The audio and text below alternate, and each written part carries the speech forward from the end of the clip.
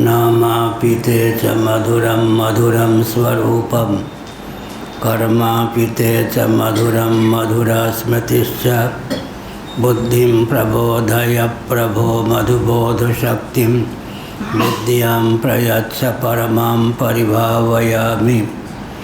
कोमलं कूजयन् वेणुं श्यामलोऽयं कुमारकः वेदवेद्यं परं ब्रह्म भासतां हृदये मम। कूजन्तं राम रामेति मधुरं मधुराक्षरम् आरुह्य कविताशाखां वन्दे वाल्मीकिकोकिलं। निगमकल्पतरोर्गलितं फलं शुकमुखादमृतद्रवसंयुतं पिबत भागवतं रसमालयं मुहुरहो रसिका भुवि भावुकाः। तृणादपि सुनीचेन तरोरपि सहिष्णुना अमानिना मानदेना कीर्तनीय सदा हरि नारायणाखिल गुरो भगवन्नमस्ते शिवाय नमः शिवलिंगाय नमः। तन्मे मनः शिव संकल्पमस्तु सर्वे भवन्तु सुखिनः।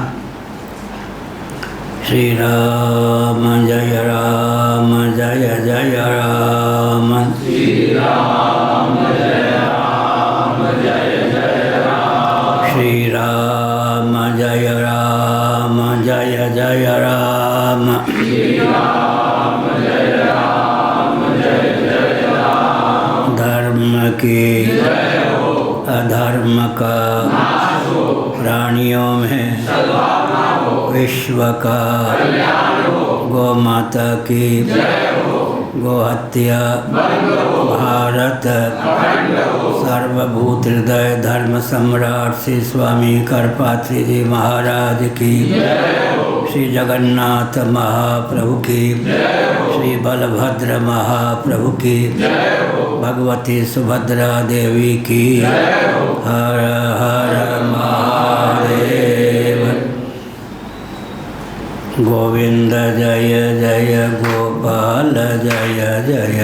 गोविंद जय जय गोपाल जय जय। राधा रमण हरे गोविंद जय जय। राधा रमण हरे गोविंद जय जय। श्री कृष्ण गोविंद हरे मुरारे। श्री कृष्ण गोविंद हरे नाथ नारायण वासुदेव। नाथ नारायण वासुदेव। गोविंद जय जय गोपाल जय जय। गोविंद जय जय गोपाल जय जय। राधा रमण हरि गोविंद जय जय।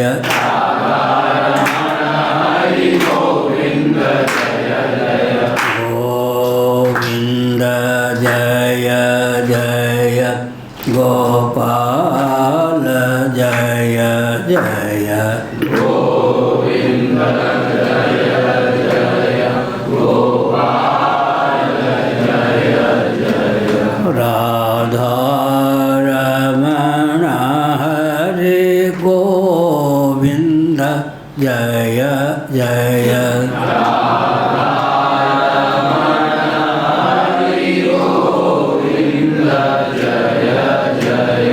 गोविंद जय जय गोपाल जय जय। गोविंद जय जय गोपाल जय जय। राधा रमण हरे गोविंद जय जय।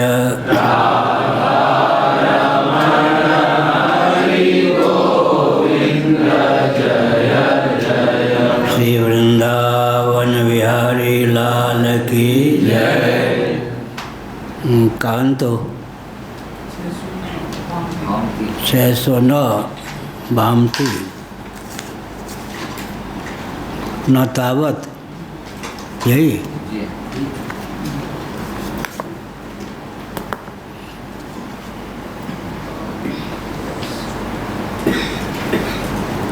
न तावत उन्मत्तवत् अस्य मति विभ्रमा जगत प्रक्रिया भ्रांतस्य सर्वज्ञत्वानुपपत्तेः।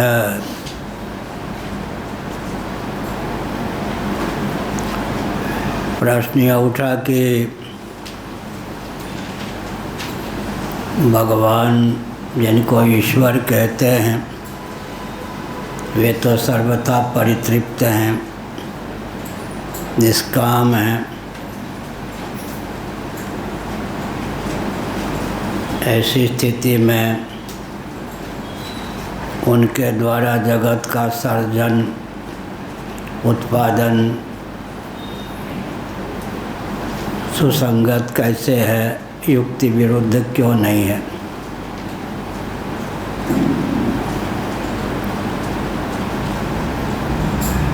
यदि सृष्टि को किसी अन्य के द्वारा विरचित माने तो वह कौन हो सकता है? ईश्वर परमात्मा या ब्रह्म के अतिरिक्त तो सांख्य प्रस्थान के अनुसार प्रकृति या प्रधान या व्यक्त ही जगत का कारण सिद्ध होगा। फिर सांख्यों का पक्ष बहुत विचित्र है। जगत कार्यकोटि प्रविष्ट है, जिसका उदय निलय विलय होता है वह तो कार्य ही होता है। जो दृष्टिगोचर होता है वह कार्य ही होता है। सांख्यों का कहना है कि उपादान और उपादेय में तादात्म्य चाहिए। जगत सुख दुख मोहात्मक है, तो इसके मूल में भी सुख दुख मोहात्मक कोई तत्व होना चाहिए। अर्थात जगत त्रिगुणात्मक है, तो जगत का उपादान कारण तदनुरूप कोई त्रिगुणात्मक पदार्थ ही होना चाहिए, जिसका नाम अव्यक्त प्रधान या वेदांत प्रस्थान में माया है। यह सुख दुख मोहात्मक। तमोगुण से मोह की समुपलब्धि होती है, रजोगुण से दुख की समुपलब्धि होती है, सत्वगुण से सुख की समुपलब्धि होती है। ऐसी स्थिति में प्रधान जो अव्यक्त या त्रिगुणात्मक है वह जगत का उपादान कारण हो सकता है। कार्य कारण में तादात्म्य पर लक्षित होने के कारण प्रधान को ही जगत का उपादान कारण मानना सुसंगत। वेदांत प्रस्थान में ब्रह्म जगत का उपादान कारण है। प्रकृतिश्च प्रतिज्ञा दृष्टान्तानुपरोधात्, इस ब्रह्मसूत्र के अनुशीलन से यह तथ्य सिद्ध है। प्रकृतिश्च केवल निमित्त ही नहीं अपितु प्रकृति अर्थात उपादान कारण भी परमात्म तत्व ही सिद्ध है। प्रकृति का अर्थ होता है उपादान कारण। अब गौड़ी संप्रदाय में तो स्त्रियों का नाम ही प्रकृति है, वो अलग बात है। वैसे प्रकृति का अर्थ होता है उपादान कारण। तो वेदांत में समन्वय है। प्रकृति जिसको अव्यक्त कहते हैं परिणामोपादान कारण है, और ब्रह्म विवर्तोपादान कारण है। फिर प्रश्न उठता है कि एक के द्वारा काम नहीं चला तो दूसरे की आवश्यकता हुई, और लाघव की अपेक्षा गौरव नामक दोष से युक्त आपका पक्ष हो गया। लाघव से काम चले तो गौरव की आवश्यकता नहीं, या क्या है बनिया नीति। 1 रुपया खर्च करने से काम चले तो 2 रुपया खर्च न करे, लेकिन इतना कंजूस ना हो कि बदनामी हो जाए। क्या ठीक हो? जितना खर्च करना चाहिए उतने में संकोच न करे, लेकिन फुहर ना हो, अनाड़ी ना हो। 1 रुपया से काम चलता है तो अतिरिक्त खर्च ना करे। जितना खर्च करना चाहिए उतना नहीं खर्च करेगा तो बदनाम होगा। जितना खर्च करना चाहिए उसे अतिरिक्त कर देगा तो बेहाल हो जाएगा, निर्धन हो जाएगा, मंगता बन जाएगा। इसलिए बनियों की स्थिति बड़ी विचित्र होती है। क्या होती है? कोई लेने आया, अगर न दिया तो दाता के रूप में नाम नहीं होगा, दिया तो देते देते गरीब हो जाएंगे। न देते बनता है, न देते बनता है। क्या हुआ बोलो? बढ़िया 1 रुपये। हाँ, वकील की जरूरत नहीं है, वो बोल देगा। खड़े होके बोलो। हाँ, ये जो बढ़िया होता है वो 1 रुपये कम देगा। अगर 1 रुपये ज़्यादा लेगा तो वो कंगाल हो जाएगा, और अगर 1 रुपये कम, अगर जितना है उतने में तो सही रहेगा, पर अगर 1 रुपये कम देगा तो सही नहीं रहेगा, बैठो। कंजूस बन जाएगा। हाँ ठीक। न कंगाल हो न कंजूस, इस ढंग से काम चलाना चाहिए। क्या खंडेलवाल कौन होते हैं? बढ़िया। अरे राम, ये बहुत विकट बात है।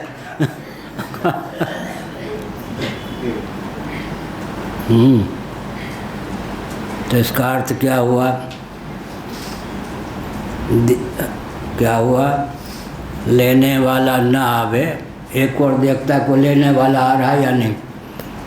लेने वाला आएगा तब तो दाता के रूप में प्रसिद्धि होगी। एक और देखता को लेने वाला आ तो नहीं रहा है। अगर लेने वाला नहीं आ रहा है तो देंगे तो हम ही न कंगाल हो जाए। बड़ी स्थिति होती।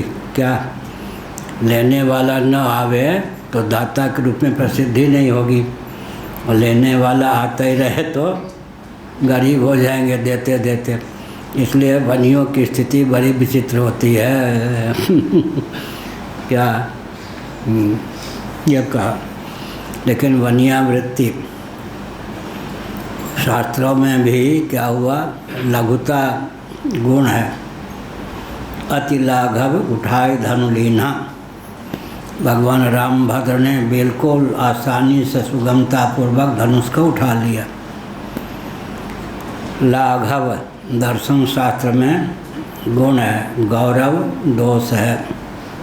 गौरव दोष है का अर्थ क्या हुआ? अतिरिक्त का उपयोग कर लिया तो दोष हो गया। एक शब्द से काम चले, 2 शब्दों का प्रयोग नहीं करना चाहिए। एक वाक्य से काम चले तो वो 2 वाक्यों का प्रयोग नहीं करना चाहिए। तो विषय क्या चल रहा था? वेदांतियों के यहाँ पूर्व पक्ष प्राप्त होता है कि केवल प्रकृति ही आपके यहाँ उपादान कारण नहीं है, केवल परमात्मा तत्व या ब्रह्म तत्व ही आपके यहाँ उपादान कारण नहीं है। 2 उपादान कारण की आवश्यकता आपको पड़ गई, अतः आपके सिद्धांत में गौरव नामक दोष प्राप्त है। इसका उत्तर है कि दृष्ट का विरोध नहीं हो सकता। रस्सी में सर्प दिखाई पड़ता है, वहाँ 2 उपादान कारण है या 1 उपादान कारण है। रस्सी ही ना हो तो सर्प कैसे दिखाई पड़े? लेकिन रस्सी का ज्ञान ना हो तो सर्प कैसे दिखाई पड़े? तो रस्सी के रज्जु के अज्ञान का क्या हो गया? परिणाम। और रज्जु का विवर्त हो गया कौन? सर्प। विवर्त विरुद्ध रूप में किसी अन्य रूप में दृष्टिगोचर होना। यह रस्सी का क्या हो गया? रज्जु सर्प विवर्त। और रस्सी का ज्ञान का क्या हो गया? परिणाम। इसको क्या कहते हैं? फलमुख गौरव दोष नहीं होता। फलमुख गौरव दोष नहीं होता। फलमुख माने जिससे प्रयोजन की सिद्धि हो ऐसा जो अतिरिक्त का उपयोग है वो दोष नहीं कहा जाता। लिख रहे फलमुख एरोड्रम पर खरीद के रखे हैं। हाँ, क्या लिखने के लिए एरोड्रम पर खरीदा है ये। अच्छा, ये यहाँ आने से पहले तो हमने क्या कहा, फलमुख गौरव दोष नहीं होता है। इसलिए अगर हम प्रकृति को ही मानेंगे तो जगत का अभिन्न निमित्तोपादान कारण प्रकृति को मानेंगे तो क्या होगा, तदैक्षत सईक्षान चक्रे स्वकामयत आदि श्रुतियों के अनुसार जगत का निर्माता प्रधान या व्यक्त को मानना पड़ेगा। प्रकृति जगत का निर्माण करने वाली सिद्ध होगी, ईक्षण करने वाली सिद्ध होगी। बहुश्याम प्रजायेय तदात्मानं स्वयं अकुरुत आदि वचनों के अनुसार बहुभवन सामर्थ्य संपन्न अर्थात जगत का उपादान कारण भी प्रधान को मानना होगा। तो कैसे संगति सधेगी, तो सत्वात् संजायते ज्ञानम, सत्वगुण के द्वारा क्या होगा, ईक्षण संकल्प की निष्पत्ति हो जाएगी। किसके मत में, सांख्यों के मत में। तमोगुण के द्वारा क्या होगा, परिणाम को प्राप्त हो जाएगा प्रधान। बीच में जो रजोगुण होगा वो क्या करेगा, दोनों को उद्दीप्त कर देगा। एक विवरण प्रस्थान होता है, एक भांति प्रस्थान होता है। एक दिन हमने बताया कि मेरठ में एक व्यक्ति मेरे पास आया, वो सूटेड बूटेड था और अवस्था लगभग 45-50 की रही होगी। मैं शंकराचार्य उन दिनों नहीं था, दंडी स्वामी था। ओम हरि, उसने कहा ऐसे बहुत जोर से, उधर की भाषा बहुत विचित्र होती है। ओम हरि, हमने मुस्कुरा दिया तो पेंट वाला है, कह रहा ओम हरि। हम लोगों की मर्यादा, एक दंडी स्वामी दूसरे दंडी स्वामी को ओम हरि कहते हैं। हरि ओम को बदल देंगे तो ओम हरि, अनपुरी बदल दिया। उन्होंने कहा मैं भी सन्यासी हूँ महाराज। हमने कहा सन्यासी का कोई लक्षण है, पेंट पहन, सुनिए मैं ब्रह्मचारी हूँ। तो मैंने सोचा सुन ही लेना चाहिए। मैं 3 भाई हूँ। बड़े भाई को कहा कि तुम शादी करो, घर बसाओ। छोटे से कहा शादी करो, मैं शादी नहीं करूँगा, मैं ट्रैक्टर का व्यापारी हूँ, जो धन आता है अपने रोटी पे खर्च करके बाकी दोनों भाइयों का पोषण करता हूँ, इसलिए मुझे आप गृहस्थ मत समझिए, मैं भी बाबा हूँ। क्या हुआ, मैंने विवाह इसलिए नहीं किया। उसने कहा, मैंने कहा कि मैं विवाह नहीं करूँगा, तुम दोनों विवाह करो, ट्रैक्टर की दुकान है, दोनों भाइयों के पोषण में मेरी आमदनी का उपयोग विनियोग होता है, दोनों भाई मुझे पिता के समान समझते हैं। ऐसे ही ये जो है एक प्रस्थान है। रजोगुण अपनी वंश परंपरा नहीं चलाता, सत्वगुण भी निष्क्रिय, तमोगुण भी निष्क्रिय, दोनों को सक्रिय करने में रजोगुण कई क्षमता प्रयुक्त और विनियुक्त हो जाती है। एक प्रस्थान है कि सात्विक काम का भी परिणाम होता है, राजस का भी परिणाम होता है, तामस का भी परिणाम होता है, अर्थात रजोगुण की भी वंश परंपरा चलती है, यह अभिप्राय। तो कहाँ चल रहा था, न तावत, हाँ न तावत उन्मत्त वत अस्या मति विभ्रमत जगत प्रक्रिया। जो उन्मत्त होता है उसका कोई प्रयोजन नहीं, लेकिन विक्षिप्तता के कारण कुछ न कुछ करता रहता है, बोलता रहता है। इसी प्रकार परमात्मा तो परितृप्त है, निष्काम हैं और सर्वज्ञ हैं, सर्वशक्तिमान हैं, उनका अपना कोई प्रयोजन नहीं है, तो वे उन्मत्त के समान तो कोई व्यवहार नहीं कर सकते, विक्षिप्त तो उनको नहीं कह सकते। मति विभ्रम मूलक उनकी व्यवृत्ति तो संभव नहीं, जगत की प्रक्रिया तो संभव नहीं। भ्रांतस्य सर्वज्ञत्व अनुपत्ते है, दोनों ओर से जो भ्रांत होता है वो सर्वज्ञ नहीं होता, जो सर्वज्ञ होता है वो भ्रांत नहीं हो सकता है। अगर ईश्वर भ्रांत है तो उसकी सर्वज्ञता संभव नहीं, सर्वज्ञ है तो भ्रांत उन्मत्तों के समान प्रयोजन न होने पर भी जगत की रचना में प्रीति प्रवृत्ति उसकी भला कैसे परिलक्षित होगी है। तस्मात् प्रेक्षावतानेन जगत कर्तव्यम, जबकि बात ऐसी है इसलिए जो प्रेक्षावान होता है, प्रेक्षावान माने प्रज्ञावान, प्रेक्षावान माने प्रज्ञावान होता है। इसका अर्थ क्या है? विधिवत निरीक्षण परीक्षण करता है किन किन साधनों से कार्य की निष्पत्ति हो सकती है, संभावित कार्य करने में क्या क्या विघ्न की संभावना है, क्या क्या लाभ की संभावना है और किन किन सहयोगियों की संभावना है। यह सब कर्म के कितने हेतु होते हैं? 5 हेतु होते हैं। गीता 18वां अध्याय 14वां श्लोक, अधिष्ठानम तथा कर्ता करणं च पृथक विविधम विविधा से पृथक चेष्टा दैवं चैवात्र पंचमम। यह श्लोक जो है इंजीनियर आदि के लिए भी बहुत महत्वपूर्ण है। किसी भी कार्य का प्रारंभ करें, अगर इस श्लोक का भाव मालूम है तदनुकूल कदम उठावें तो मुँह की खाने की आवश्यकता नहीं होती। अधिष्ठानम, अधिष्ठान, रेल चलती है तो पटरी चाहिए ना, डब्बे चाहिए ना, अधिष्ठान कार्य करने के लिए अधिष्ठान शरीर, तथा कर्ता, कर्ता भी चाहिए। अधिष्ठानम तथा कर्ता, बिना अधिष्ठान के बिना कर्ता के कार्य की निष्पत्ति नहीं हो सकती।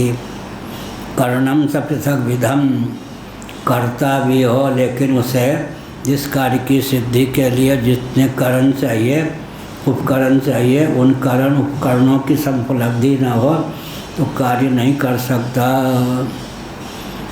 अधिष्ठानम तथा कर्ता करणम च पृथक विधम विविधा से पृथक चेष्टा, लेकिन करण तो हो, मान लीजिए कलम तो है लेकिन उसको हिलाएं डोलेंगे नहीं तो विन्यास नहीं करेंगे तो अक्षर की निष्पत्ति कैसे होगी। इसलिए करणगत चेष्टा भी कर्म में हेतु है। अधिष्ठानम तथा कर्ता करणम च पृथक विधम विविधा से पृथक चेष्टा, या दैवं चैवात्र पंचमम, अंत में अनुग्राहक देव का भी कार्य की सिद्धि में हाथ है।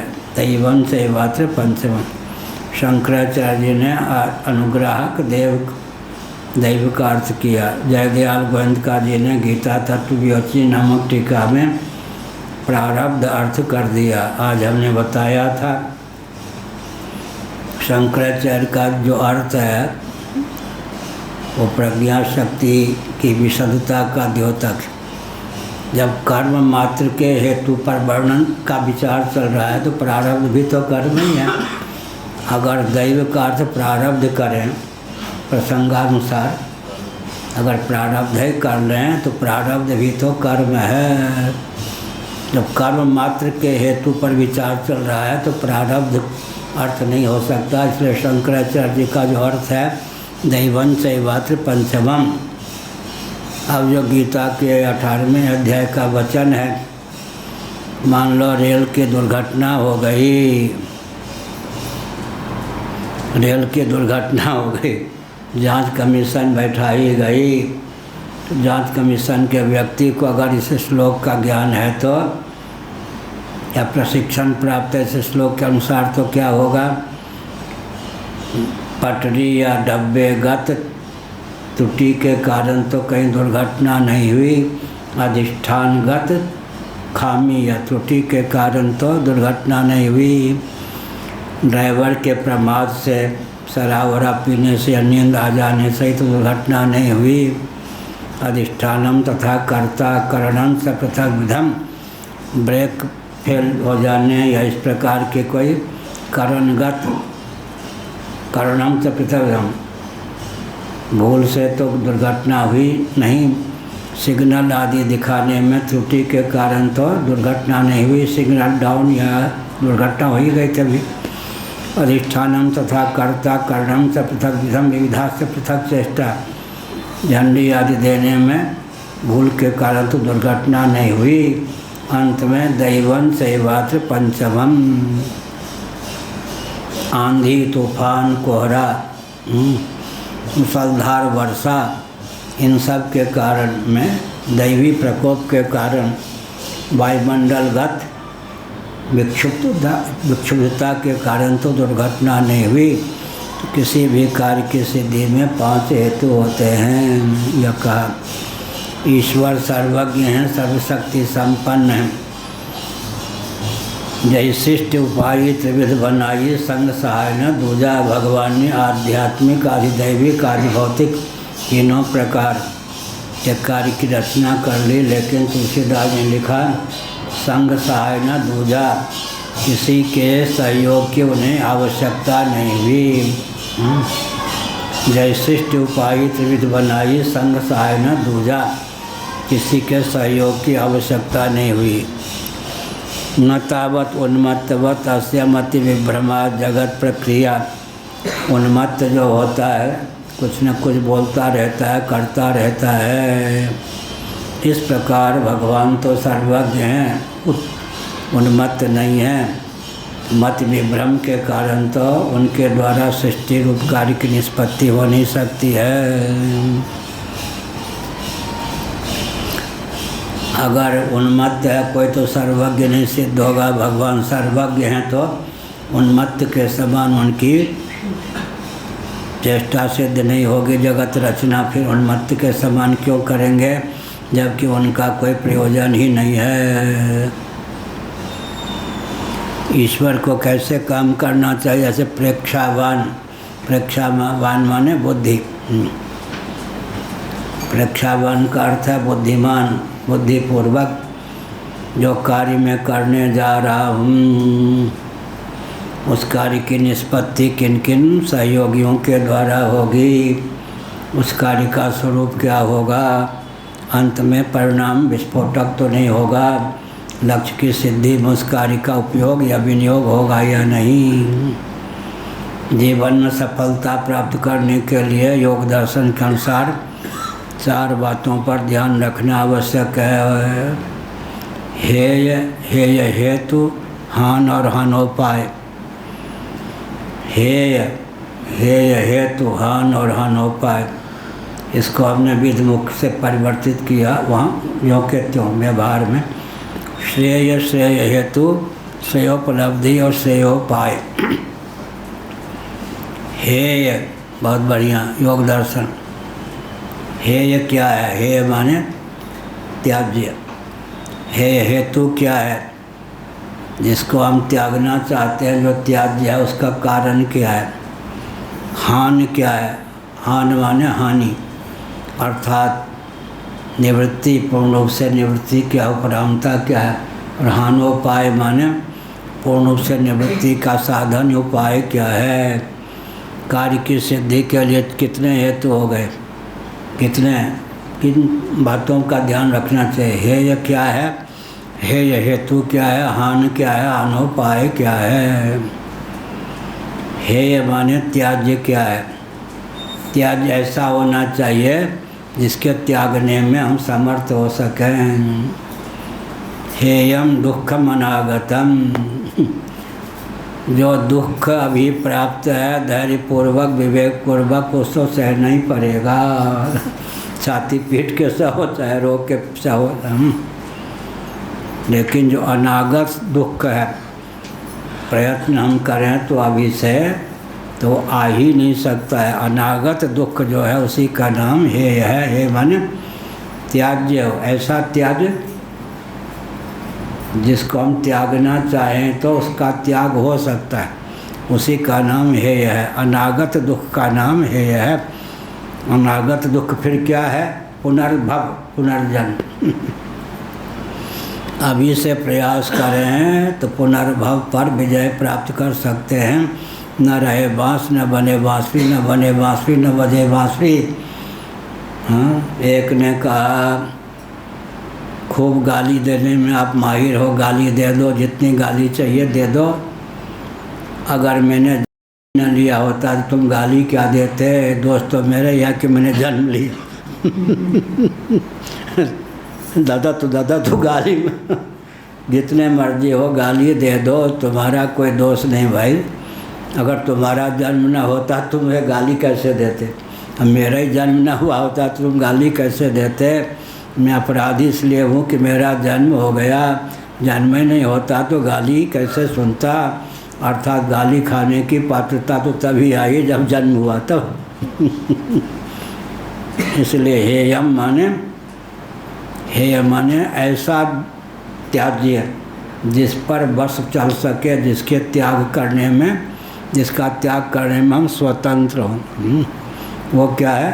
पुनर्भव। हेयम दुख मनागतम। हेय हेतु क्या है? जन्म का कारण क्या है? अविवेक। इसलिए हेय हेतु। और हानि क्या है? हानि माने अविवेक की पूर्ण निवृत्ति, जन्म के कारण की पूर्ण निवृत्ति क्या है? या और अंत में हानोपाय क्या है? दुख की निवृत्ति का दुख की निवृत्ति का स्वरूप क्या है, फिर उसका उपाय क्या है? यह भी एक विचित्र बात। हान का ज्ञान होना चाहिए ना। अब रोग स्तंभित तो हो गया, निर्मूल नहीं हुआ है, हमने अपने को स्वस्थ मान लिया तो घाटा होगा। इसलिए हान का भी ज्ञान होना चाहिए। हान माने जिसका त्याग हमको हिम्मत है, उसकी पूर्ण रूप से निवृत्ति हो गई, इसकी कसौटी होनी चाहिए। ठीक है, नहीं तो कुछ क्या होगा, रोग बना ही रह गया, आगे चल के फिर भयंकर रूप धारण कर सकता है। जीवन में सफलता प्राप्त करने के लिए क्या चाहिए? हेय का ज्ञान, हेय हेतु का ज्ञान, हान का ज्ञान और हानोपाय का ज्ञान। त्याज्य क्या है? त्याज्य जो कुछ है उसका कारण क्या है? जो कुछ त्याज्य है उसकी पूर्ण निवृत्ति का स्वरूप क्या है? अपूर्ण निवृत्ति का हेतु क्या है? जो चारों पर विचार करके कोई कार्य करते हैं उनको मुक्की खानी नहीं पड़ती। सहसा करी पाछे पछतावी, वो ठीक नहीं। इसलिए हेय हेय हेतु, हान और हानोपाय। इसी को दूसरे शब्दों में कहेंगे श्रेय क्या है? श्रेय उत्कर्ष। अनंत में श्रेय हेतु क्या है? श्रेयोपलब्धि क्या है? श्रेयोपलब्धि का साधन अर्थात उपाय क्या है? श्रेय, श्रेय हेतु, श्रेयोपलब्धि और श्रेयोपाय चारों का ज्ञान हो। इधर हेय हेय हेतु, हान और हानोपाय चारों का ज्ञान हो तो व्यक्ति को जीवन में मुक्की नहीं खानी पड़ती। इन सब चीज़ों को पढ़ने से, सुनने से व्यवहार भी दिव्य होगा या नहीं? मुक्की खाने की कहीं आवश्यकता नहीं होगी। न तावत उन्मत्तवत अस्य मति विभ्रम जगत प्रक्रिया। यह जो जगत की प्रक्रिया है, उत्पत्ति स्थिति नाश का क्रम चलता है, ये तो ईश्वर के मति भ्रम का परिणाम है ही नहीं। क्योंकि उन्मत्त जो व्यक्ति होते हैं वह अनर्गल प्रलाप भी करते हैं, उनका जो आचरण होता है, उनकी चेष्टा होती है, वो भी कोई बुद्धिपूर्वक न होने के कारण अनुकरणीय नहीं होती, अस्तव्यस्त होती है। भ्रांतस्य सर्वज्ञत्वानुपत्ते, जो भ्रांत होता है वह तो सर्वज्ञ नहीं होता। जो सर्वज्ञ होगा या वो है ईश्वर, वो भ्रांत नहीं हो सकता। तो अपना कोई प्रयोजन न रहने पर भी ईश्वर की जगत रचना में प्रीति प्रवृत्ति होती है। आखिर उसका नियामक है तो क्या है यह? तस्मात् प्रेक्षावतानेन जगत कर्तव्यम। जबकि बात ऐसी है इसलिए यह सिद्ध है कि ढंके की चोर से यह तथ्य सिद्ध है कि जो प्रेक्षावान प्रज्ञावान उसी की प्रवृत्ति हो सकती है। जगत रचना में प्रेक्षावतानेन जगत कर्तव्यम, जो प्रेक्षावान है वो प्रेक्षावान है, विचारशील है, बुद्धि मेधा शक्ति से युक्त है, कार्य के हेतु आदि का ठीक से ज्ञान है, वही जगत बना सकता है। उसी के जगत रचना में प्रीति प्रवृत्ति हो सकती है। जगत का सर्जन वही कर सकता है। आजकल सृजन भी बोलते हैं, सर्जन बढ़िया है। जगत का सर्जन वही कर सकता है जो प्रेक्षावान प्रज्ञावान पुरुष हो, व्यक्ति हो, प्राणी हो। प्रेक्षावतश्च प्रवृत्ति स्वपरहिताहित प्राप्ति परिहार प्रयोजना सती न प्रयोजनाल्पायासापि संभवति। यह कहते हैं किम पुनः अपरिमेयानेक विधोच्चावच प्रपंच जगत विभ्रम विरचना महाप्रयासा। बहुत बढ़िया कहा। जगत रचना जैसा महनीय प्रयत्न है, सबसे कठिन काम क्या है? जगत की रचना करना। बताया ना, कोरियावा के पास एक व्यक्ति आया, बाबा क्या ईश्वर ने रचना की? तो उन्होंने कहा तुम्हारे बाप ने रचना की। ईश्वर ने नहीं रचना की, तो तुम्हारे बाप ने की। जगत रचना बहुत विचित्र बात है। उसमें भी और विचित्र बात है, भगवान ही क्या बनेंगे? मेकर और मेटर दोनों, निमित्त कारण उपादान कारण। निर्माता भी भगवान होंगे, निर्मित होने वाले भी भगवान होंगे। एक सबसे बड़ी गुत्थी है, स्वयं को ही आकाश वायु तेज जल पृथ्वी के रूप में उद्भासित करना है, पार्थिव प्रपंच वृक्षादि के रूप में उल्लसित करना है, चतुर्दश भुवनात्मक ब्रह्मांड के रूप में स्वयं को ही ख्यापित करना है। क्या अर्थात निर्माता भी मुझे ही होना है, निर्मित होने वाला भी मुझे ही होना है। लेकिन असंख्य जो अकृतार्थ प्राणी जीव हैं, उनके शुभाशुभ कर्मों का भी ध्यान रखना है। अकृतार्थ प्राणियों के शुभाशुभ कर्मों को द्वार बनाकर मुझ सच्चिदानंद स्वरूप परमात्मा को ही माया शक्ति के योग से जगत का अभिन्न निमित्तोपादान कारण होना है। इतनी बड़ी पहेली, और समय पर इसका बंटाढार भी करना है, संहार भी करना है। तो क्या हुआ? अब इतना विशाल काम भगवान के द्वारा ही हो सकता है। भगवान प्रेक्षावान हैं, प्रज्ञाशील हैं, बुद्धि को ताक पर रखकर हो ही नहीं सकता है। यह हुआ ये विशाल कार्य का सर्जन, जगत का सर्जन, अनंत कोटि ब्रह्मांड। कोटि माने प्रकार, अनंत कोटि ब्रह्मांड में पृथ्वी पानी प्रकाश पवन आकाश ये तो हैं ही पंचभूत, साथ ही साथ 84 लाख योनियाँ भी हैं। 21 कौन कौन? अंडज स्वेदज उद्भिज जरायुज संज्ञक चतुर्विध प्राणियों की रचना भी करनी है। कितने जो जीव कृतार्थ हो गए वो कृतार्थ ही हो गए। अकृतार्थ प्राणियों के शुभाशुभ कर्मों को द्वार बनाकर मुझे सच्चिदानंद स्वरूप परमात्मा तत्व को ही जगत का अभिनिमित्तोपादान कारण होना है। निश्चित समय तक जगत के रूप में उल्लसित होकर फिर बंटाढार भी कर देना है। यह हुआ इतना जो महनीय कार्य है, अनंत उच्चावच जो विविधताओं से संपन्नता है, सब निष्प्रयोजन तो नहीं हो सकता इस प्रकार से। और यह हुआ प्रेक्षावतश्च प्रवृत्ति स्वपरहिताहित प्राप्ति परिहार प्रयोजना सती। सबके हित का ध्यान रखते हुए हिताहित का ज्ञान, ऐसा कर्म न करें कि अन्यों के अहित में या अपने अहित में प्रयुक्त अभियुक्त हो। सबका ध्यान रखकर भी अहित का परिहार और हित का संपादन के लिए जगत की रचना करना है। अर्थात जगत की रचना का प्रयोजन क्या होगा? कृतार्थ प्राणियों को भोग और मोक्ष का अवसर प्रदान करने के लिए जगत की रचना करनी है। भोग और मोक्ष। भोग क्यों आवश्यक है? देहेंद्रीय प्राणांतकरण में वह शक्ति समुद्भूत हो जिससे भगवत तत्व के श्रवण मनन निधिध्यासन का बल और वेग उत्पन्न हो। विषय किंकरता के लिए भोग नहीं चाहिए। तत्व परमार्गन के अनुकूल देहेंद्रीय प्राणांतकरण में बल शक्ति का संचार हो सके, इसलिए भागवत में क्या कहा गया? जीवस्य तत्व जिज्ञासा। जीविका जीवन के लिए है, जीवन जीविका के लिए नहीं है।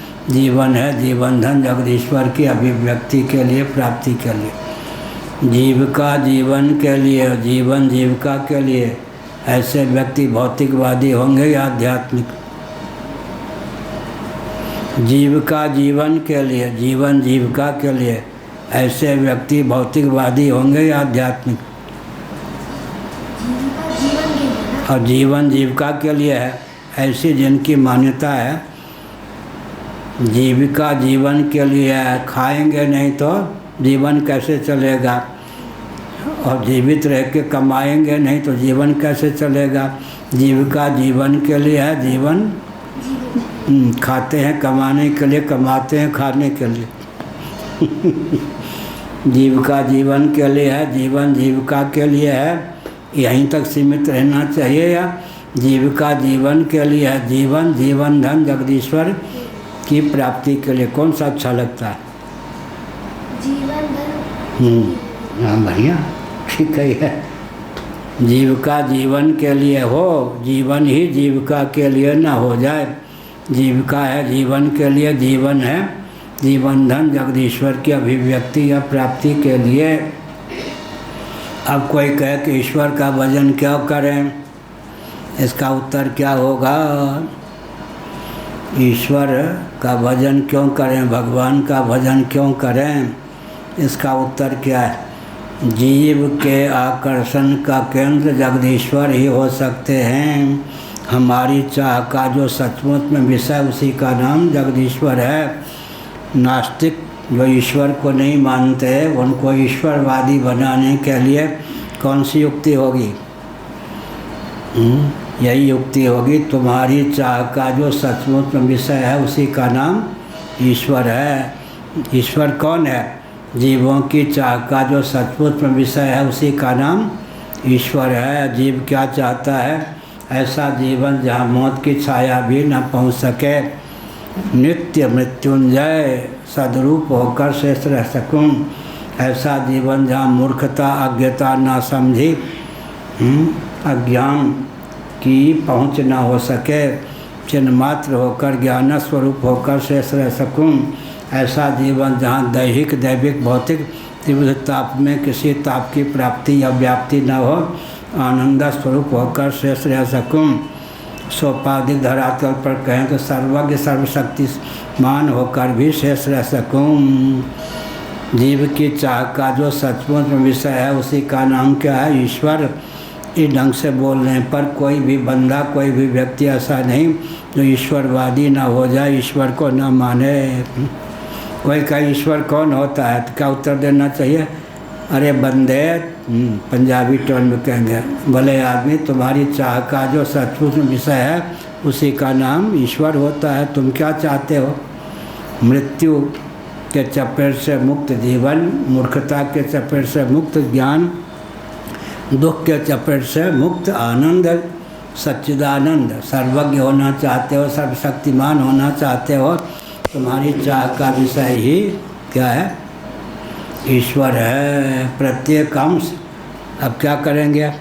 वैदिक गुरुत्वाकर्षण का सिद्धांत हमारा एक पेज या 2 पेज के सामग्री है। वैदिक गुरुत्वाकर्षण, वेदादि शास्त्र सम्मत गुरुत्वाकर्षण। प्रत्येक अंश अपने अंशी की ओर समाकृष्ट होता है या नहीं? ममैवांशो जीवलोके जीवभूता सनातना। प्रत्येक अंश अपने अंशी की ओर समाकृष्ट होता है। वृक्षादि में जो पत्र पुष्प फल लगे हुए हैं अपने उद्गम स्थान से अच्युत होकर किसकी ओर समाकृष्ट होते हैं? हमसे पृथ्वी की ओर। जल की धारा किसकी ओर समाकृष्ट होती है? समुद्र की ओर। अग्नि की ज्वाला किसकी ओर समाकृष्ट होती है? नभोमंडल में विद्यमान आदित्य की ओर। और व्यष्टि प्राण पवन के आकर्षण का केंद्र कौन है? समष्टि प्राणवायु, प्राणवायु।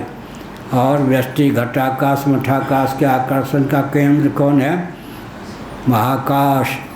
इसी प्रकार प्रत्येक जीव के आकर्षण का जो केंद्र है वही ईश्वर है। अर्थात जीव जो होना चाहता है, जो होकर शेष रहना चाहता है, जीव का जो सचमुच में जीव की चाह का जो विषय है उसी का नाम ईश्वर है। अर्थात सर्वज्ञ सर्वशक्तिमान सच्चिदानंद तत्व होकर ही जीव रहना चाहता है शेष निरुपाधिक सोपाधिक धरातल पर। तो सच्चिदानंद स्वरूप होता हुआ जो सर्वज्ञ सर्वशक्तिमान है वही ईश्वर है। जीव की चाह का ही विषय ईश्वर है। इसलिए कोई भी इस ढंग से समझाने पर निरीश्वरवादी हो ही नहीं सकता। यह हुआ।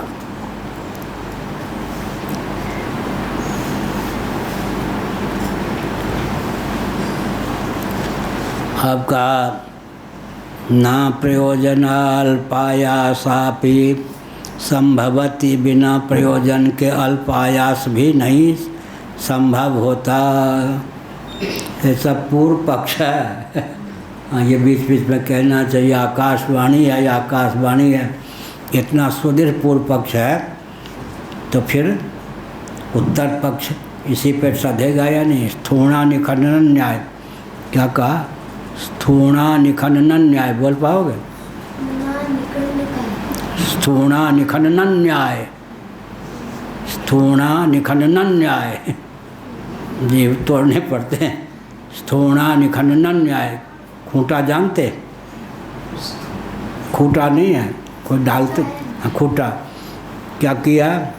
खोदा ना, उसमें बांस को डाला या लोहे को डाला, फिर छोटे छोटे पत्थर की ईंट की गिट्टी ले ली, टुकड़े ले लिए, मिट्टी ले ली, ऐसा किया। फिर देखते हैं कि हिलन डोलन अभी है या नहीं, तो और ठोका ताकि हिलाने डोलने पर न ढिले। तो क्या उसको कहते? स्थूणा निखंडन न्याय। क्या? हाँ, खंडेलवाल हो गए। स्थूणा निखंडन न्याय। हाँ, स्थूणा निखंडन न्याय। हाँ, खंडेलवाल न्याय, स्थूणा निखंडन न्याय से। इतना परिपुष्ट पूर्व पक्ष जितना सुदृढ़ होता है उसके आधार पर उत्तर पक्ष ना, उत्तर पक्ष फिर उतना सुदृढ़ होगा। यह हुआ। कभी कभी क्या होता है कि पूर्व पक्ष तो इतना गंभीर होता है, उत्तर पक्ष अगर समझ में न आवे तो पूर्व पक्ष ही जीवन में टिक जाता है। इसीलिए कहा जब अल्प आयास में बुद्धिमान व्यक्ति बिना प्रयोजन के नहीं करता तो फिर जगत रचना इत्यादि संभव है। तो ईश्वर बिना अपना कोई प्रयोजन न होने पर इतना भयंकर आयास से सिद्ध होने वाला कार्य जो है जगत की रचना, जगत का पालन, जगत का संभार, इसमें बिना प्रयोजन के प्रवृत्त कैसे होगा? और ईश्वर उसी को कहते हैं जिसका कोई प्रयोजन न रहे, न हो। अनादि सिद्ध का नाम ईश्वर है। ना प्रयोजनाल्पायासापि संभवति, बिना प्रयोजन के बिना तो अल्पायास भी नहीं हो सकता। फिर महाआयास, महाप्रयत्न में प्रीति प्रवृत्ति हो ही कैसे सकती है? किम पुनः अपरिमेय अनेक विधोच्चावच प्रपंच जगत विभ्रम विरचना महाप्रयासा। किम पुनः अपरिमेय अनेक विधोच्चावच प्रयत्न प्रपंच जगत विभ्रम विरचना महाप्रयासा। फिर क्या कहना? फिर क्या कहना माने क्या होता है? यह होता है, इसका नाम क्या है? फिर क्या कहना? कैमुतिक न्याय। जब जीवित चूहिया ही बिल्ली को नहीं मार सकी तो मरी हुई चूहिया क्या बिल्ली को मारेगी। इसका नाम क्या हो गया? कैमुति का न्याय। फिर क्या कहना, फिर क्या कहना, फिर क्या कहना। जब चेले के सामने ही टिक नहीं पाए तो गुरु के सामने क्या टिक पाएंगे। जब जीवित चूहिया ही, पंचदशी में कैमुति का न्याय का उदाहरण क्या है? जब जीवित चूहिया ही बिल्ली को नहीं मार पाई तो एक बार चूहों ने सम्मेलन किया तुम्हारी अध्यक्षता कि ये जो बिल्ली आती है दो चार को खा जाती है। तो ऐसा होना चाहिए कि बिल्ली आवे तो हम लोगों को पता चल जाए, उसके गले में घंटी बांध दें। तो यूँ यूँ आएगी बिल्ली तो घंटी की आवाज़ होगी, हम सावधान होंगे। तो नहीं इस वाले कहते थे म्याऊं का ठौर कौन पकड़ेगा। म्याऊं म्याऊं बोलती है ना, पहले तो जो जाएगा बिल्ली के गले में घंटी बांधने उसी को खा जाएगी बिल्ली। तो नहीं इस वाले कहते म्याऊं का ठौर कौन पकड़ेगा। ऐसा ही है। इसका मतलब इसका नाम है कैमुति का न्याय। जब जीवित चूहिया ही बिल्ली को नहीं खा पाई तो विदेशों में ऐसे ऐसे चूहे होते हैं जो सर्प को खा लेते हैं। यहाँ ऐसे सर्प हैं जो चूहे को खाते हैं। कुछ ऐसे भी देश हैं विश्व में ऐसे चूहे होते हैं जो सर्प को ही खा जाते हैं। हाँ, रामी और तरह देखो न जाए, यही बात। जब जीवित चूहिया ही ये कहा तो प्रयोजन के बिना कैसे होगा। किम पुनः अपरिमेय असीम अनेक विध उच्चावच माने ऊपर नीचे। हाँ, ऊर्ध्वम गच्छन्ति सत्वस्था मध्ये तिष्ठन्ति राजसाः जघन्य गुण वृत्तिस्थाधो गच्छन्ति तामसाः। कितने हैं 84 लाख योनियों में कितने जीव हैं, कितने प्राणी हैं। अनंत कोटि ब्रह्मांड हैं। कम से कम ब्रह्मांड की संख्या कितनी है? इतनी ब्रह्मांड की संख्या उतनी है।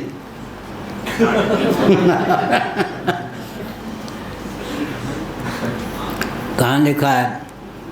ब्रह्मा जी ने, श्री ब्रह्मा जी का नाम सुना है?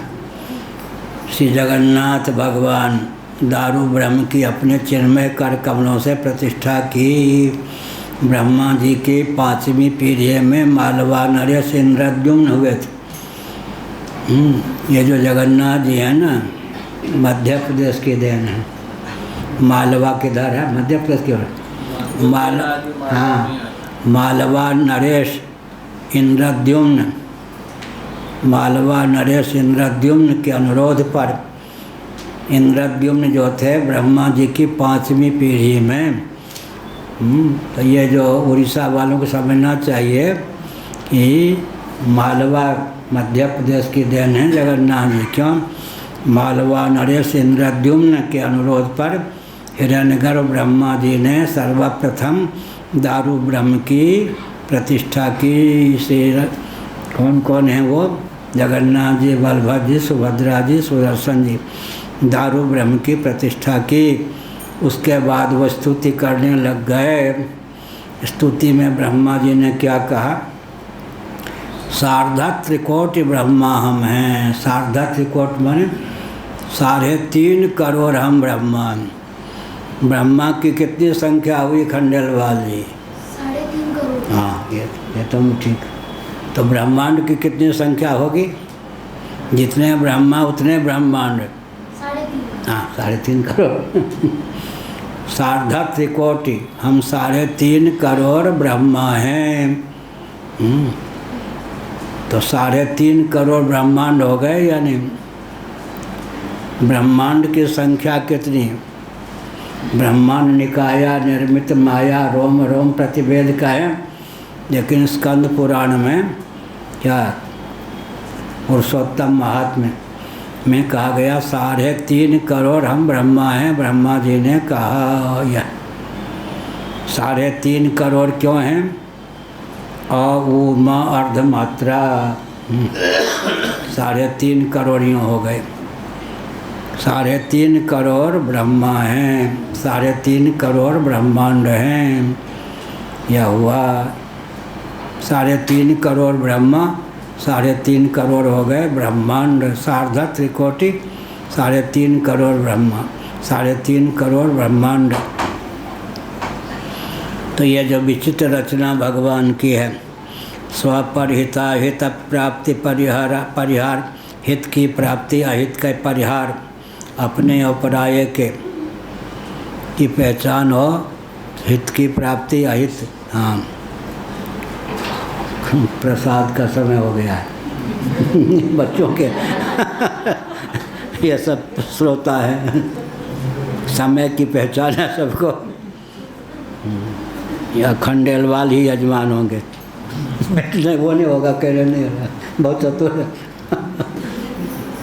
ये हो गया। प्रेक्षा बतश्च प्रवृत्ति स्वपरहिता हित प्राप्ति परिहार, हित की प्राप्ति अहित के परिहार की भावना से संपन्न जो व्यक्ति है वह भगवान का तो कोई प्रयोजन नहीं है, फिर अल्प आयास भी क्यों कर उनके लिए संभव है, जबकि जगत की रचना में तो आयास की पराकाष्ठा है। किम पुनः अपरिमेय अनेक विध उच्चावच प्रपंच जगत विभ्रम विरचना महाप्रयासा, इतने बड़े महाप्रयास में इतनी रुइया को दुनिया, इतना प्रपंच कौन करेगा।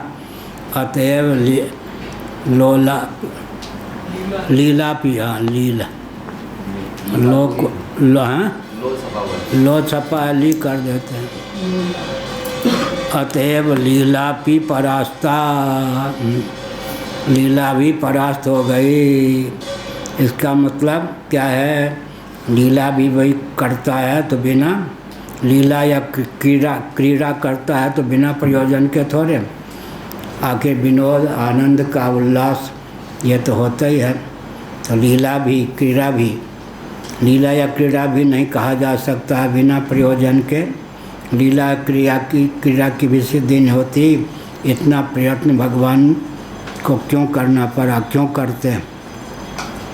अल्पायास साध्या ही सा न चेयमप्य प्रयोजना, क्योंकि बिना प्रयोजन के तो अल्प आयास से साध्य कार्य में भी व्यक्ति की प्रवृत्ति नहीं परिलक्षित होती। फिर तस्यापि सुख प्रयोजनवत्वात् तादर्थ्येन वा प्रवृत्तौ, अल्प आयास में भी व्यक्ति की तभी प्रवृत्ति होती है जब उससे सुख संभावित होता है।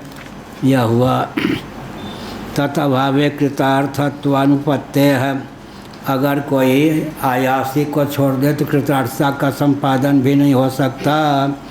परेशान च उपकार्याणाम अभावेन तदुपकाराय अपि प्रवृत्तिः योगात्। यह हुआ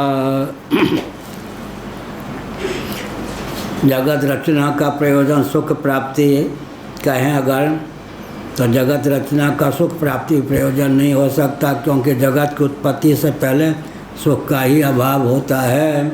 जब सुख का अभाव होता है तो सुखोपलब्धि को हम जगत की रचना का हेतु कैसे माने। अच्छा, जिन प्राणियों के हित संपादन के लिए जगत की रचना अभिमत है उनका भी तो अभाव ही है। महाप्रलय में सदैव सौम्यदमग्र आसित एकमेवा द्वितीयम, अतः परोपकार के लिए भी न तो स्वमूलक प्रवृत्ति हो सकती है, न परोपकार के लिए परार्थ हो सकती है, न स्वार्थ प्रवृत्ति न परार्थ प्रवृत्ति, क्योंकि कोई है ही नहीं। महाप्रलय में कौन था? सदैव सौम्यदग्रमासित एकमेवा द्वितीयम, भगवान जो अद्वितीय हैं उनके अति कुछ का ही नहीं। परोपकार के लिए भी सृष्टि रचना संभव नहीं। अपना कोई स्वार्थ परमात्मा का हो वो भी नहीं, तो भाई फिर क्या होगा कि जगत रचना भगवान की ईश्वर की प्रवृत्ति हो कैसे सकती है। सुनो खंडेलवाल, पूर्व पक्ष चल रहा है उत्तर पक्ष?